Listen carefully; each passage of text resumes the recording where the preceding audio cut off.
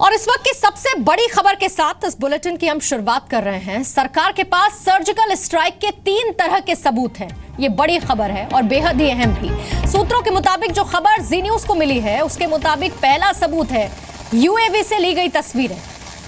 दूसरा सबसे बड़ा सबूत है जिस ट्रूप ने अटैक किया उनके हेलमेट में लगे कैमरे से ली गई तस्वीरें। और तीसरा सबूत है सैटेलाइट से ली गई तस्वीरें।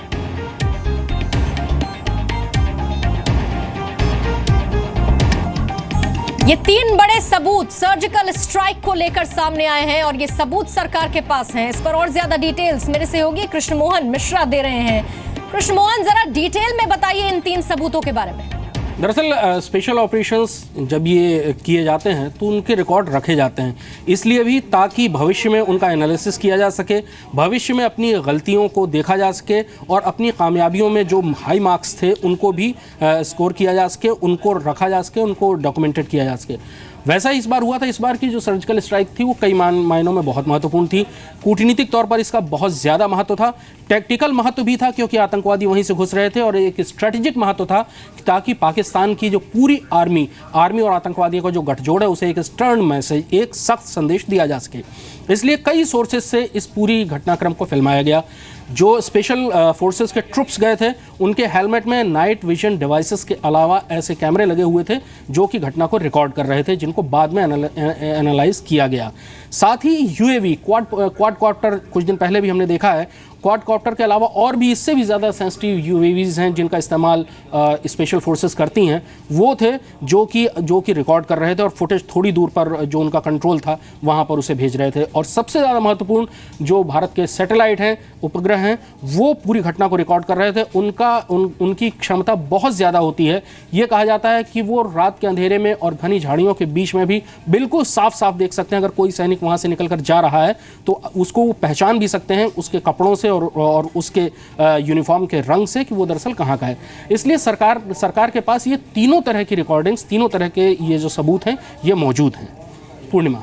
कृष्ण मोहन, ये जो 3 सबूत जिनका हम जिक्र कर रहे हैं ये बड़ी खबर और अपने आप में ये बड़े सबूत, ये सबूत हर किसी को देखने चाहिए क्योंकि कई लोग इसे लेकर सवाल भी उठा रहे हैं। कृष्ण मोहन, जब ये बात हुई थी और पाकिस्तान अपना प्रोपोगेंडा फैला रहा था कि किसी तरह की कोई सर्जिकल स्ट्राइक नहीं हुई, तो सेना ने ये बयान भी दिया था कि हमारे पास बाकायदा इसकी वीडियो रिकॉर्डिंग मौजूद है और अगर ज्यादा सवाल उठे तो वीडियो रिकॉर्डिंग हम सामने भी रख सकते हैं।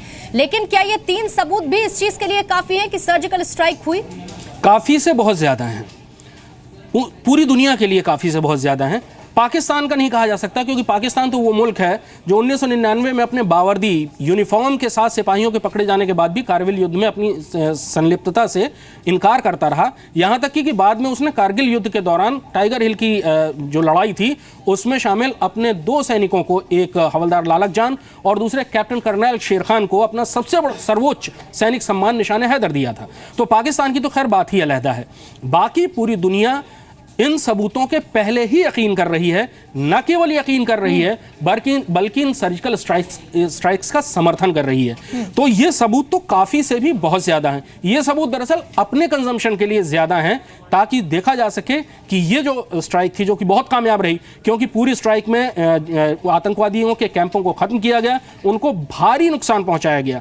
वो नुकसान जिसके बारे में भारतीय सेना ने कभी नहीं बताया। डीजीएमओ ने अपनी प्रेस कॉन्फ्रेंस में कभी नहीं कहा कि कितने आतंकवादी मारे गए। सिर्फ उन्होंने एक हल्का सा इशारा किया था कि आतंकवादियों और उनके लॉन्च पैड्स और उनके समर्थकों को भारी नुकसान पहुंचा है। लेकिन आज एलओसी में रहने वाले लोग ही कह रहे हैं कि दरअसल लाशों को ट्रकों से ले जाया गया था और उनको गुप्त तरीके से दफनाया गया। जिक्र आप कर रहे हैं उसी चीज को लेकर पूरी डिटेल रिपोर्टिंग अब से कुछ ही देर में हम लगातार दिखा रहे हैं।